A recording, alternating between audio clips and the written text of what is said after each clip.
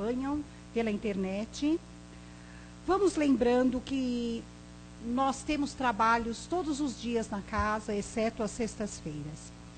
Às segundas, terças e quintas, às 20h15, o nosso trabalho de reunião pública, com palestras e passes, e o plantão de orientação, que se inicia sempre meia hora antes do trabalho.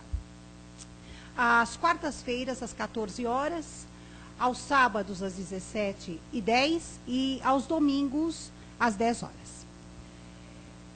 Vamos, assim, lembrando sempre também que as nossas reuniões, ela tem por intuito divulgar a doutrina espírita através da palestra, onde ela é explanada. E também nós temos os cursos de doutrina espírita, nós temos uma vasta literatura dentro da nossa doutrina também. Então, aqueles que têm o interesse de adquirir esse conhecimento, nós podemos dizer que está ao alcance de todos qualquer meio, qualquer tipo de divulgação que ela nos concede. Então, para quem às vezes tem dificuldade de estar presente numa casa espírita, a Casa do Caminho oferece a divulgação através da exposição do seu trabalho de reunião pública pela internet. Então, tanto aqueles que estão aqui como aqueles que nos assistem, nós pedimos que divulguem esse trabalho. Divulguem essa modalidade, né, que a nossa casa oferece. Porque é uma maneira de nós nos mantermos unidos em pensamento, em conhecimento, enfim, em tudo aquilo que a nossa grande família espírita proporciona. Vamos levando o nosso pensamento até Deus, nosso Pai, através da figura do Mestre Jesus, dos amigos da espiritualidade que neste trabalho estão presentes para nos inspirarem, nos assessorarem, lembrando sempre que durante a palestra também, eles aqui estão, ministrando a cada um aquilo que necessita, em termos de vibrações e de energias positivas. E para tal, precisamos estar predispostos a isso, com o coração e a mentes abertos, para que possamos captar, assimilar tudo que vem do mais alto e que engrandeça o nosso espírito, no sentido de íntimo, no sentido de individualidade. Pai de infinito amor e bondade, aqui estamos em teu nome, em nome de Jesus, para que possamos ter mais um dia de aprendizado. E assim, nós vamos dando início ao nosso trabalho de hoje. Que assim seja. Bom, e como amanhã nós comemoramos o Dia dos Pais, o nosso companheiro Amir vai fazer a palestra para nós, do Vinha de Luz, né, de Emmanuel, o tema Paz. Amir, seja bem-vindo. Obrigado, Raquel. Boa tarde a todos. Felicidade aqui estarmos reunidos de novo aqui, em nome de Jesus, com uma tarde tão bonita, né? Tarde tão linda. Como ela já disse, o nosso tema hoje é do livro Vinha de Luz. É o tema Paz. Vou baixar um pouquinho aqui.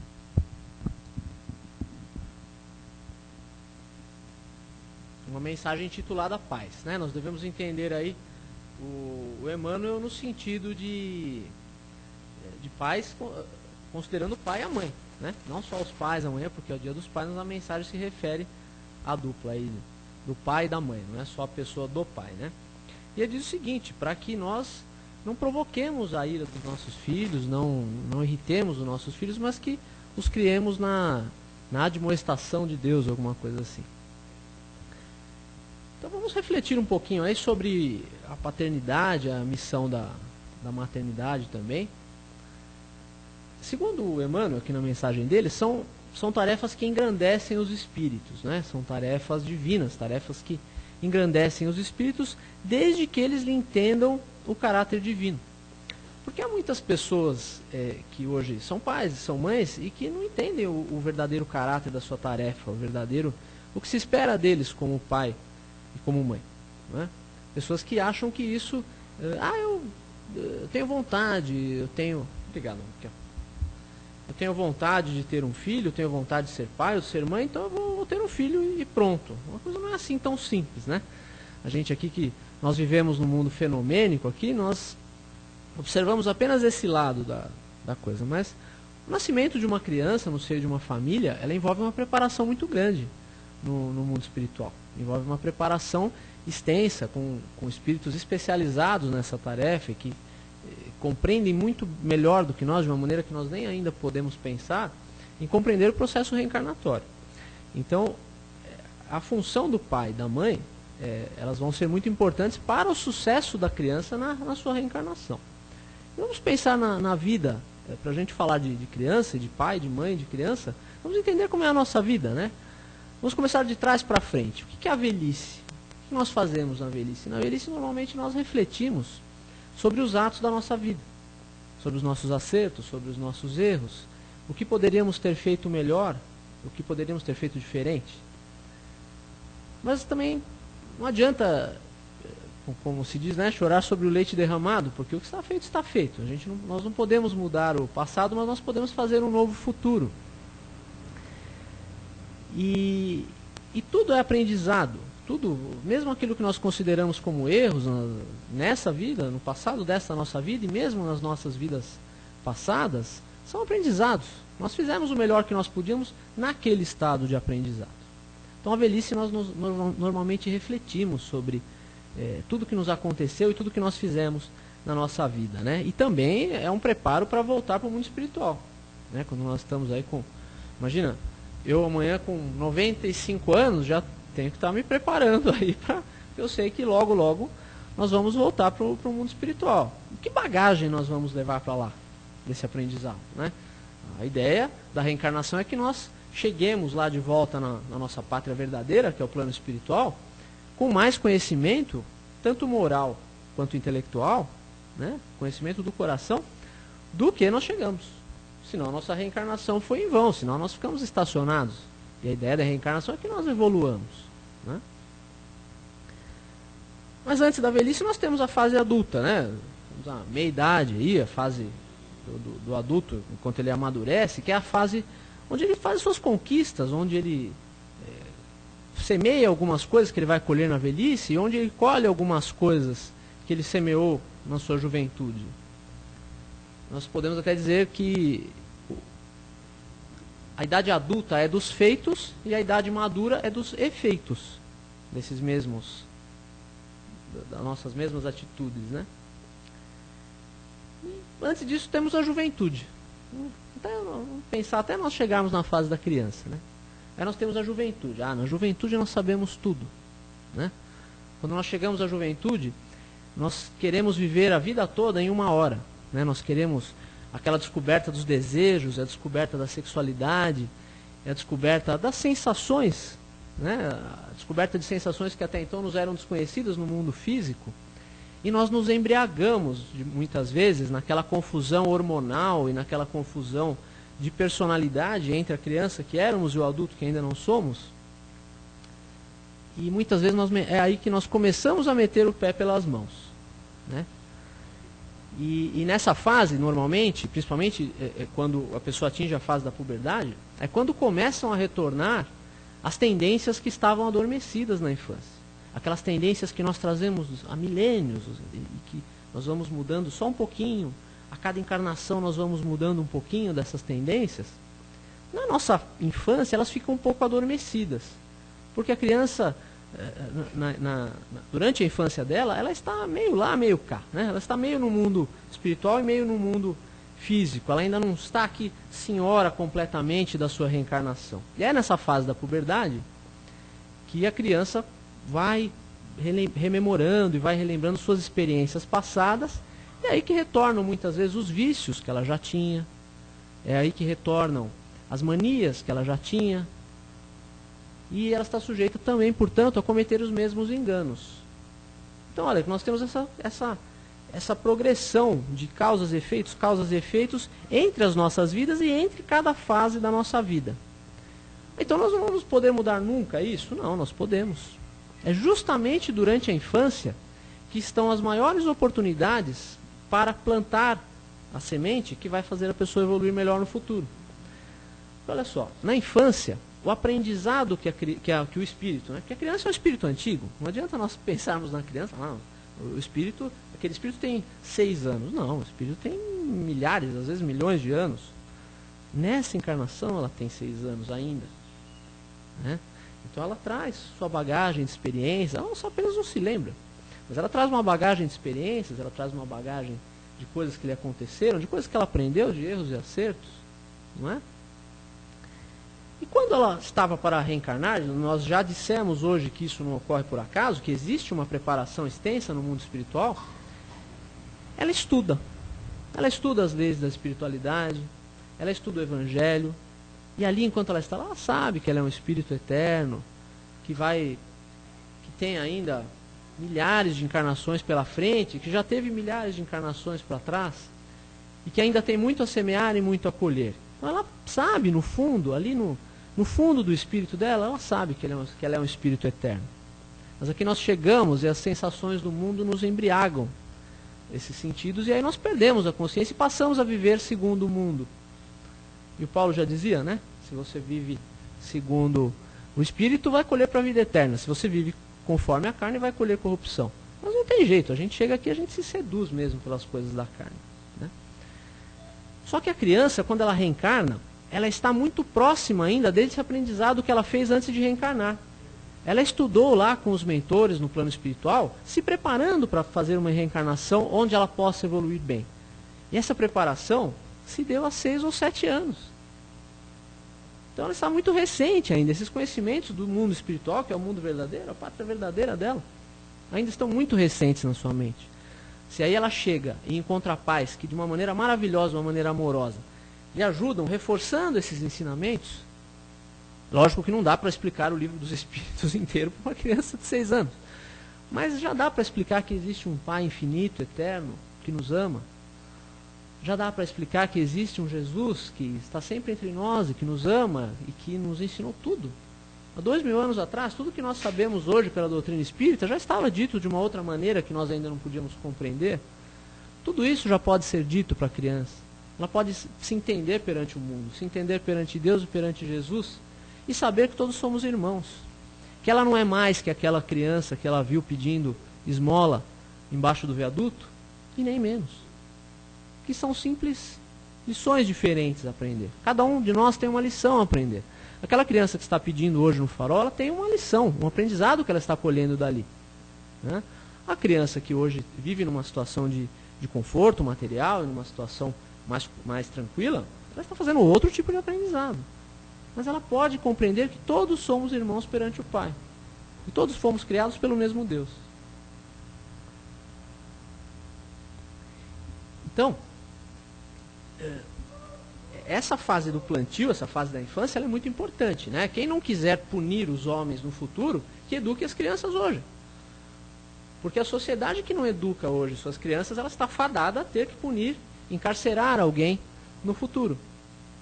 Ah, mas então é só a educação que resolve tudo? A miséria, a dificuldade social não tem nada a ver com os atos que a pessoa vai praticar no futuro? Não, não é bem assim, né? Não dá pra gente ensinar evangelho e ensinar mesmo a educação formal, né? A educação da escola mesmo, não dá para ensinar para uma criança que está de barriga vazia. Na verdade, o fato de ter criança ainda de barriga vazia é uma vergonha para todos nós, né? É culpa da sociedade. E quem é a sociedade? Somos nós. É uma vergonha para todos nós hoje que existam ainda crianças que não têm o que comer, que não têm o que pôr na mesa, né? Então nós estamos supondo, quando nós dizemos que o importante é a educação, nós estamos supondo que essa criança não lhe falta o necessário. E nós devemos nos esforçar ao máximo para não deixar faltar o necessário para ninguém, né? E, por exemplo, e quem são, né? Nós dissemos que não é por acaso. que uma criança reencarna no seio de uma família com aquele pai, com aquela mãe, ou na falta, às vezes, de um dos dois, né? Nós dissemos que não é por acaso. E quem são, então, essas crianças? Nós não sabemos. Não nos é dado saber durante essa encarnação, porque isso muitas vezes poderia nos prejudicar, né? Então, as crianças podem ser nossos inimigos mais duros do passado, com quem nós nos recusamos a nos reconciliar de qualquer maneira. E Deus, entre aspas, né? Deus disse para nós, olha, você não vai se reconciliar mesmo com ele? Não, não vou. Então eu vou jogar ele como seu filho nessa próxima. Você vai babar de amor em cima dele. Não importa o que ele te fez no passado. O amor de um pai, de uma mãe por um filho, isso passa por cima de qualquer coisa, né? Às vezes tem aquela tendência ainda, às vezes, de uma certa rejeição pela mãe, ou pelo pai, ou pelo próprio filho. Mas isso acaba passando. A vida acaba cuidando disso, né? As nossas experiências são feitas para cuidar de tudo isso. E Deus, então, pelo seu amor e pela sua misericórdia, coloca essa criança nos nossos braços para que nós nos reconciliemos com ela de uma maneira que não tem mais volta. Nós vamos amar ela por toda a eternidade, depois que ela for nosso filho, né? Os laços de família não se desfazem tão facilmente, né? Então, podem ser inimigos, podem ser nossos comparsas também de muitos erros passados. E aí talvez nós tenhamos aprendido um pouquinho mais do que ele, e por amor nos dispusemos a ensinar o pouco a mais que aprendemos. Que a lei de Deus é assim, que o maior sirva o menor, né? Que aquele que já aprendeu um pouco mais, sirva aquele que está tendo uma dificuldade de aprendizado, e ambos vão se elevar com isso. Um pelo aprendizado com o outro, e o outro pelo amor que ele está se dedicando. O Evangelho já dizia que a maior prova de amor é dar a vida pelo amigo. Não devemos entender isso como morrer pelo outro, mas sim como dedicar a nossa vida ao nosso semelhante. E principalmente as pessoas da nossa família. Então nosso filho pode ser esse ex-comparsa que nós, por amor, nos dedicamos a ensinar dessa vez. Ah, então é sempre coisa ruim? Não. Podem ser nossos maiores amigos de outras paragens, de outras tarefas. Ah, mas se já somos amigos, por que nós temos que vir junto? Talvez tenhamos uma tarefa importante a realizar com outras pessoas da família que ainda não nos compreendem. Talvez tenhamos uma tarefa a realizar pela doutrina do Evangelho, pelo bem. E aí, como amigos e como parentes, nós podemos trabalhar melhor. Então, não nos é dado saber o que nós fomos, o que aquela pessoa foi de nós. O que nós devemos saber é que aquela pessoa que está reencarnando no seio da nossa família, nós assumimos um compromisso com ela no plano espiritual. E assumimos esse compromisso de passar para ela tudo o que nós sabemos de bom, tudo o que nós temos de lição, para que ela não falhe. Porque ela não consegue realizar as tarefas que ela veio ao mundo para realizar só com a informação que ela trouxe no inconsciente, lá do plano espiritual. No nível consciente, nós precisamos reforçar essas informações. Como nós já dissemos, ensinar o Evangelho, ensinar quem é Jesus, que nós temos um Deus maravilhoso que nos ama. Ele confiou em nós no plano espiritual para lhe darmos essas informações. Confiou que nós não falharíamos nessa missão. E muitas vezes nós erramos. Muitas vezes nós acabamos falhando nessa missão, mas ele vai acabar nos cobrando. Esse Espírito que confiou em nós, de chegar pequenininho ali nos nossos braços, ele vai nos cobrar. Se por nossa culpa ele continuar entre os espíritos inferiores. Já pensou que dor nós desencarnarmos e encontrarmos um filho por nossa culpa entre os espíritos inferiores? Não precisa mais nenhuma punição, né? Essa já é a maior punição que a gente pode ter. O Emmanuel, nessa mesma mensagem, ele diz o seguinte, que o Evangelho não fala aos embriões da espiritualidade, mas a quem já tem uma certa capacidade de compreensão. O que ele quer dizer com isso? Que não é todo mundo que está nesse estágio aqui de provas e expiações que pode já compreender o Evangelho. E que essas pessoas não são culpadas. Não lhes são dadas grandes missões na maternidade e na paternidade, porque elas não têm uma compreensão boa. Agora nós, por exemplo, não temos desculpa. Nós, espíritas, conhecemos o Evangelho, conhecemos a codificação, conhecemos as obras subsidiárias, temos muita informação, nós não podemos alegar ignorância, né? Nós não podemos dizer, eu não sabia que eu tinha que educar bem o meu filho, eu não sabia que eu tinha que ensinar tudo isso para ele.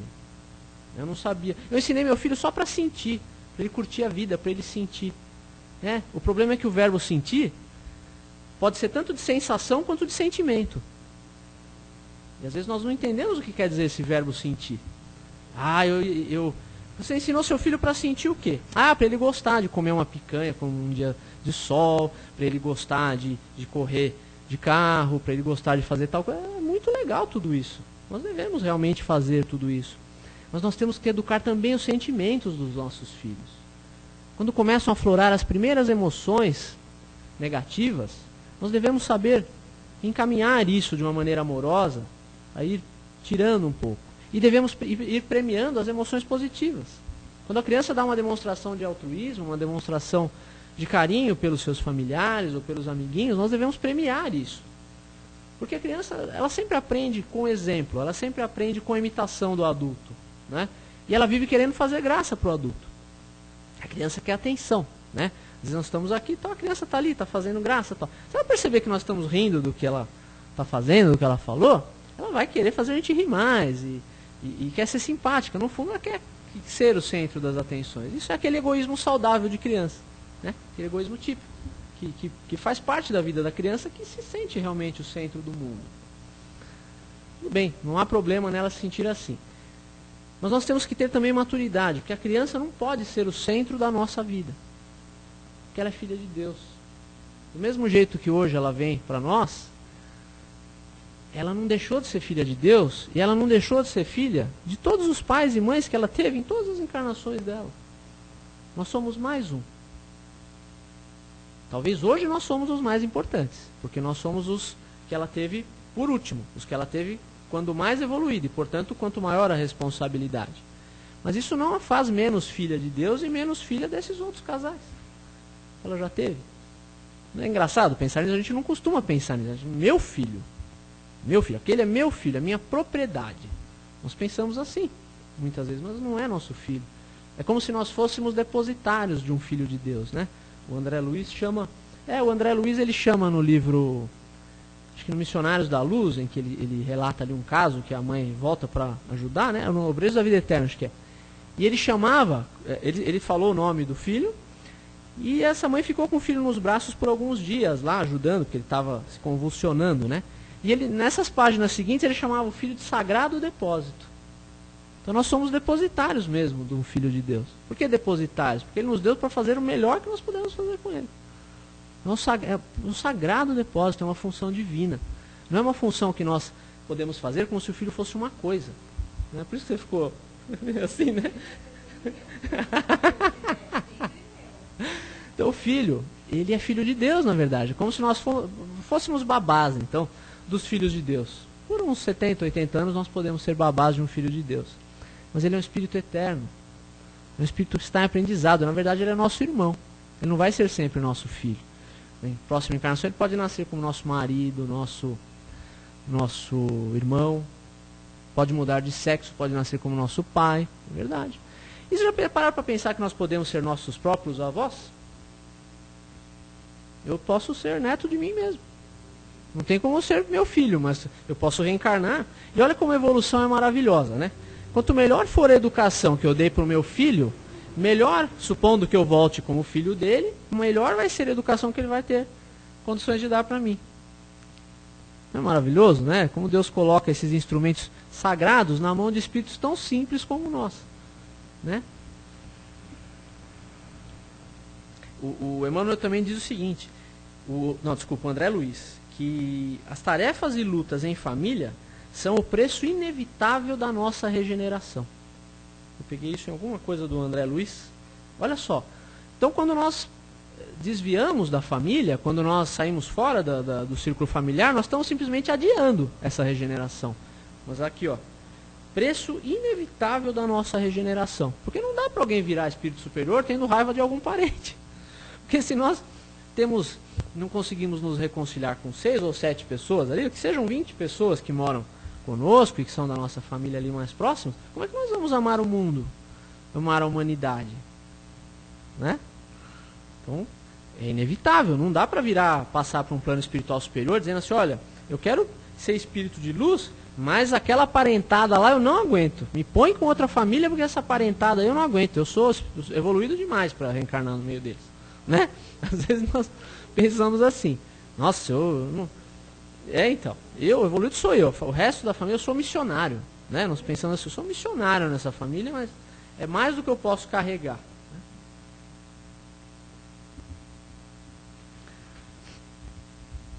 O Emmanuel diz o seguinte, numa outra mensagem, que o homem e a mulher são como o cérebro e o coração. Um não cai sem o outro.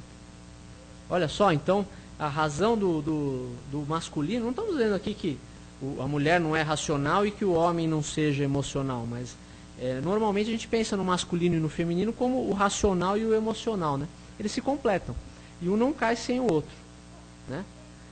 E por essa razão, de nós nos completarmos um no outro, não quer dizer que nós devemos ser incompletos sozinhos. E muito menos quer dizer que nós devemos nos completar nos filhos. Porque muita gente tem filho porque fala assim, eu estou me sentindo tão vazio, a minha vida não tem sentido, então eu acho que eu vou ter um filho. Nossa, que belo começo, né? Porque quer dizer que, então, eu sou infeliz e quero que aquela criança me faça feliz. Olha o fardo que nós já jogamos em cima de uma criança tão pequena. Né? O fardo de fazer o pai ou a mãe felizes. Olha, que coisa maluca que às vezes nós pensamos às vezes assim, falamos, eu só vou ser feliz quando eu tiver um filho. Não, você só vai estar pronto para ter um filho quando você for dono do seu nariz. Só quando eu for feliz? Não, não necessariamente vai dar para ser feliz aqui, né? Mas pelo menos quando não jogar essa responsabilidade em cima da criança. Não é isso?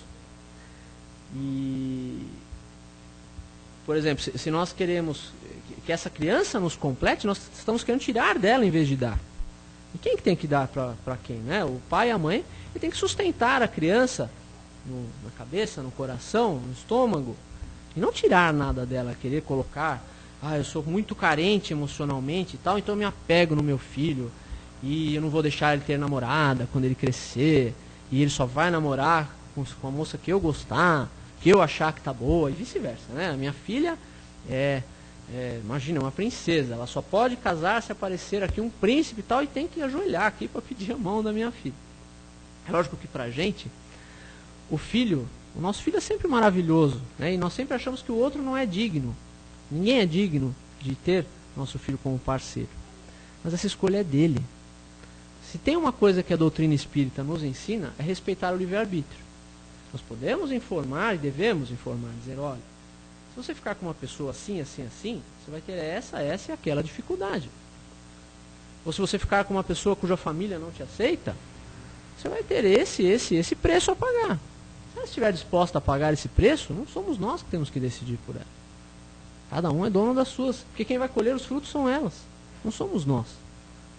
Né? Nós podemos ensinar o caminho, não podemos trilhá-lo por eles. Que é exatamente como Jesus faz conosco.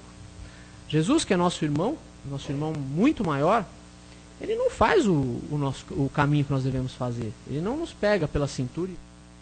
Não. Ele vai na frente, mostrando. E aí a gente vai seguindo, se a gente quiser. Mas ele não fica atrás da gente empurrando ninguém. Ele fala, quem quiser me seguir, negue-se a si mesmo, tome a sua cruz, siga-me. Aí a gente vai, se a gente quiser. Deus não viola o nosso livre-arbítrio. Se Deus, que é Deus, não viola o nosso livre-arbítrio, nós vamos querer violar o livre-arbítrio do nosso filho. É um pouco demais, né? É um pouco querer se achar dono do mundo. Né?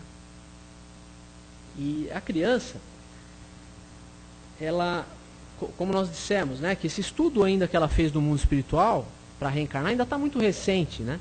Esse estudo ainda, ela ainda não é tão senhora da sua reencarnação, ela está bem sensível ao redirecionamento para o bem. Né? Através do exemplo. Mas como através do exemplo? A criança só aprende como nós somos fisicamente descendentes dos animais, né? E todo animal aprende pelo exemplo. Como é que uma oncinha ali que beber água, né? Chegou a hora da onça beber água. Como é que ela aprende? Vendo a mãe, o pai bebendo água na fonte ali, né? Onde for. Como é que ela aprende a fugir quando aparece um predador perigoso? Porque o pai foge junto. Ela foge junto com o pai. Como é que ela aprende a se alimentar? Ela vê o pai e a mãe caçar. Ela tem aquele instinto dentro dela, como nós também temos. O instinto da sobrevivência, da preservação, nós temos vários instintos. Mas como fazer com esses instintos, a gente aprende pelo exemplo. Né? Então o exemplo é muito importante para a criança. Por exemplo, como nós queremos chegar com uma criança e dizer assim, olha, você tem que falar sempre a verdade. pro papai. Pro papai e para todo mundo. Vocês têm que falar sempre, você nunca pode mentir. E aí liga alguém lá, nós estamos meio ocupados fazendo alguma coisa. Fala assim, ó, fala que eu não tô. Ih, pelo amor de Deus, fala que eu não tô. Como é que é isso? Então nós estamos fazendo o quê? Uma coisa incoerente? Como é que eu digo para essa criança respeitar os outros, respeitar o direito dos outros, tratar os outros como iguais? Se assim que o trânsito para na estrada, eu pulo para o acostamento com ela no banco de trás e vou embora. Ainda cutuco a patroa e fala assim, ah, pai, passei uns 40 lá atrás. Aí a criança fala, nossa, meu pai é esperto, né? Ele já está ensinando a lei de Gerson desde criancinha, já está aprendendo ali em doses homeopáticas a lei de Gerson. Né? Então esse exemplo é muito importante, né? Outra coisa, nós viramos para a criança, e a criança pergunta, né, o que é essa tal de lei seca e não sei o que, tal. Você, não, filho, não pode beber, hein? Beber álcool faz mal para a saúde, olha os bebês na sarjeta, olha isso, olha aquilo, bebida faz mal. Aí a criança olha.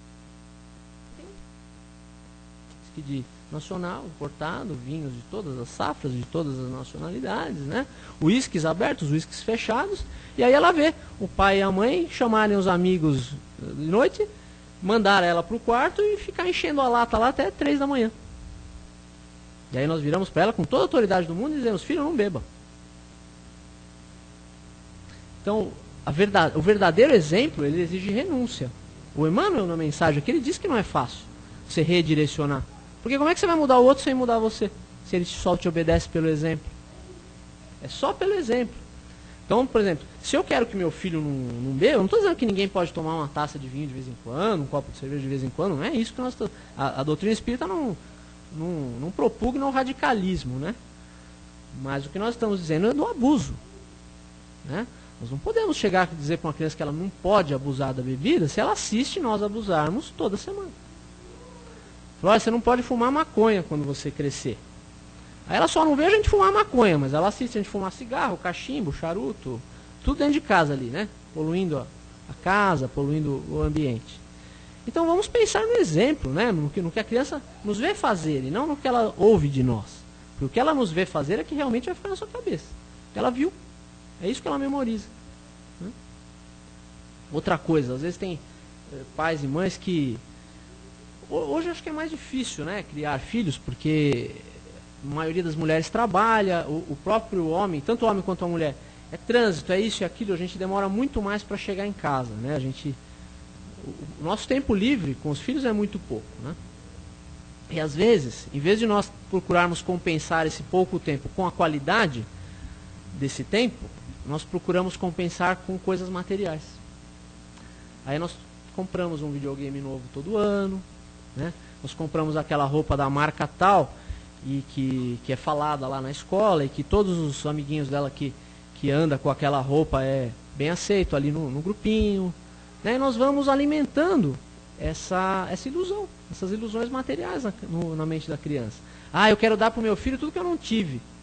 Tudo que eu não tive eu quero dar para o meu filho. Olha, eu passei um perrengue quando era criança, mas eu quero dar para o meu filho tudo que eu puder. Será que é isso que ele quer? Será que é isso que ele precisa? Ele não precisa que você trabalhe 18 horas por dia para encher ele de presente. Ele precisa de você. Né? Às vezes, porque dar é fácil, dar-se é difícil. Dar-se, é muito mais fácil largar aquela criança jogando videogame 3 horas do que ficar 3 horas ouvindo ela perguntar as coisas, o que é isso, o que é aquilo, e ficar às vezes nos questionando, e nós termos que rebolar às vezes para responder esse questionamento. Por exemplo, esse questionamento do acostamento lá que nós estamos falando. Se você fala para eu respeitar o outro, por que você passa o outro pelo acostamento? Não queremos ouvir isso. Então, liga logo o videogame, assim ele sossega. Né? Assim que nós pensamos, normalmente. Mas a coisa não é bem assim, tudo isso tem um preço. Né? Tudo isso tem exige mais, é mais difícil. No passado, dava para você, quando um filho te questionava, né? O acesso à informação era muito menor, né? Um filho te questionava, você podia dar um tapa na boca e falando, você está me desrespeitando, isso, aquilo, mas será que ela está te desrespeitando? Ela está te questionando uma coisa que você ensinou para ela. Então hoje é muito mais difícil nós pegarmos as crianças inteligentes e bem informadas como elas estão chegando, eu não gosto muito desses rótulos de criança índigo, criança cristal, criança não sei o que, eu respeito quem pensa assim, mas eu procuro não usar tudo isso, porque eu acho que todo rótulo prejudica. Nós somos espíritos eternos em evolução, ponto. Eu não sei se eu sou índigo, se eu sou vermelho, azul, amarelo, isso eu não gosto muito desses termos, né? Apesar de ter uma extensa literatura. Estou falando por mim, não pela Casa do Caminho, né? Que fique claro para quem está assistindo na internet.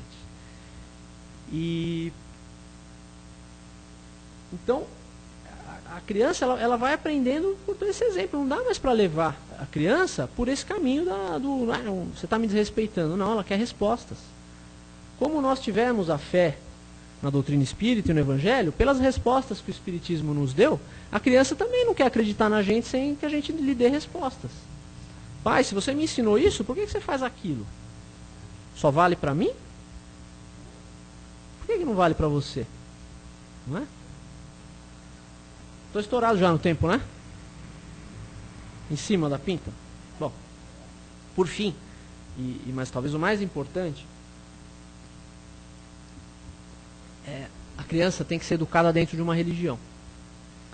Não importa se é católica, se é evangélica, se é espírita, se é budista, se é umbandista, não interessa. Se for uma religião que pregue o bem, que diga que existe um Deus acima de tudo e de todos, e que faça com que essa criança seja melhor amanhã do que hoje, tudo bem, no futuro, se ela quiser mudar, ela muda como a maioria de nós mudou, né?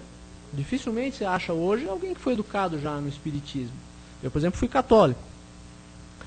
Se ela quiser, ela muda, né? Porque a criança que é educada nessa fase onde ela está acessível ainda ao redirecionamento, sem a religião, dificilmente ela vai compreender as coisas divinas quando ela crescer. Porque quando a pessoa se desenvolve intelectualmente, não sei porquê, mas existe uma tendência da pessoa desprezar as coisas do alto, as coisas divinas. Nós percebemos que as pessoas mais intelectualizadas desprezam as coisas divinas em grande quantidade. Né? Então, se nós colocamos isso na cabeça da criança, né, ela vai ser educada dentro de uma religião e da compreensão do que é a vida, do que é o mundo espiritual, do que é o verdadeiro mundo, do que é Deus. Se ela compreende tudo isso, quando ela crescer, se ela quiser se desviar de tudo isso, a responsabilidade não será dos pais, será dela. Aí é uma escolha dela. Não vamos violar o seu livre-arbítrio. Mas nós fizemos a nossa parte educando essa criança na religião. E o que nós temos que usar, então, como guia, né? Já que é tão difícil, o que nós temos que usar a censura equilibrada.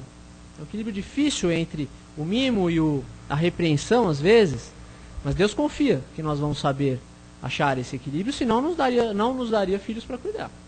Né? Então nós vamos saber achar, orando, vigiando e dando exemplo, nós vamos saber achar qual é esse equilíbrio entre a repreensão e o mimo.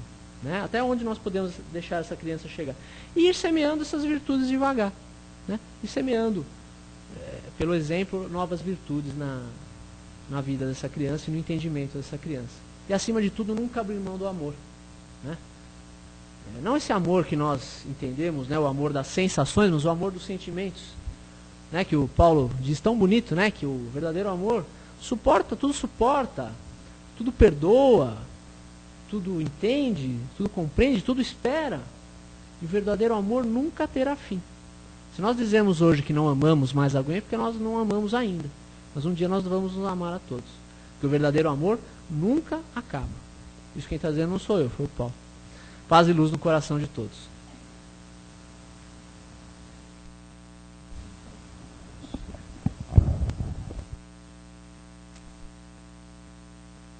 Se algum comentário, alguma pergunta?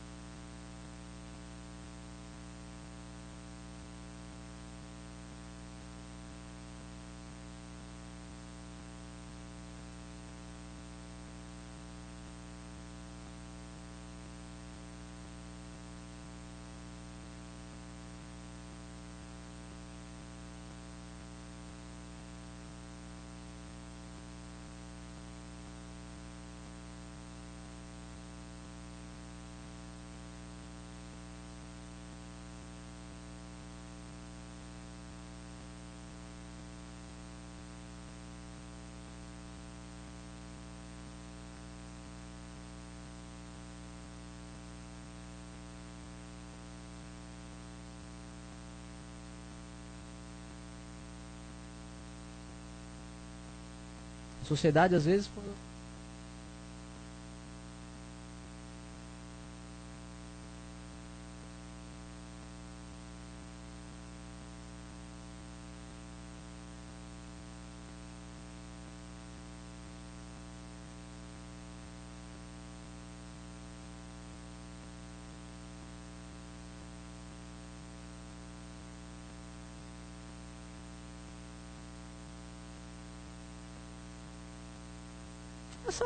eu acho que a gente não deve se deixar vencer por essa cobrança.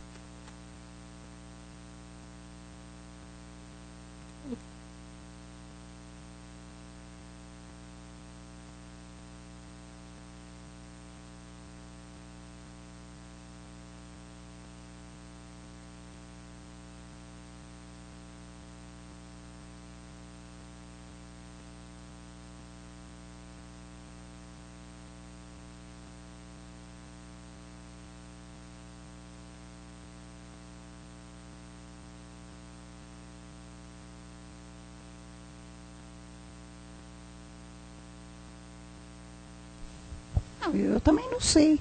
Eu me lembrei uma vez de onde a questão era filhos. A palestra. E veio uma pergunta, assim, a primeira pergunta da palestra, o expositor falou, eu sabia. Ia aparecer. Que é aquela questão, será que, como é que nós fazemos para saber quantos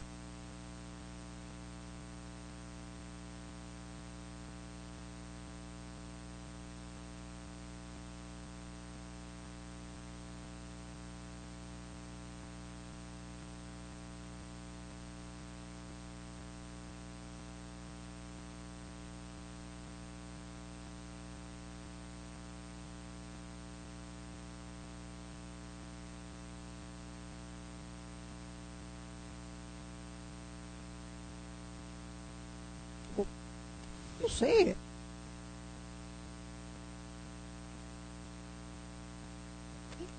Isso, né?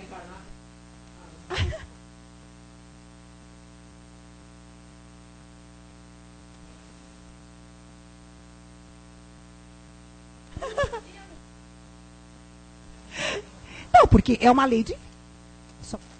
Lei divina. Então, ela tem que falar dela. Né? Tem que ser. Mas essa questão da reprodução não é só a questão humana. Reproduzir pai para filho, mãe para filho. Não, ela é tudo, né? Que está inserido na lei de reprodução. Então, é uma lei divina, tudo bem. Então, ela tem que se cumprir. Mas até aí, espera, né? Existem individualidades, relatividades e um monte de coisa aí. Alguém mais quer comentar alguma coisa? Um pedacinho da mensagem aqui que pode dizer, ó. Os humanos vivem através de vários modos, seja nos excessos, primazia de exigência. Compreendendo que, se para ser pai ou mãe são necessários profundos antes dessa qualidade, a pessoa tem que saber se tem equilíbrio para isso, né? E eu acho que essa questão também das pessoas terem cada vez menos filhos é um novo modelo de família. Mas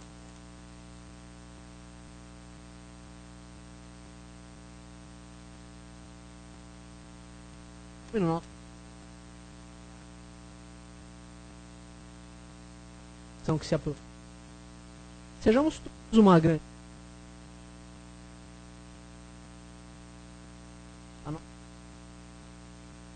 A outra.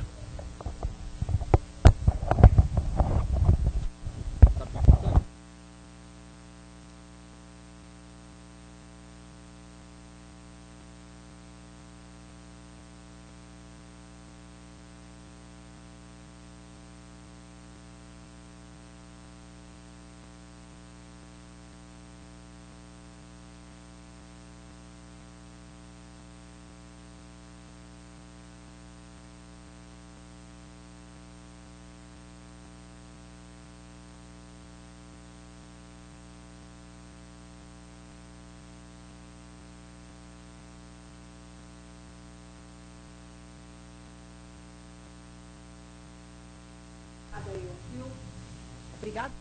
Né?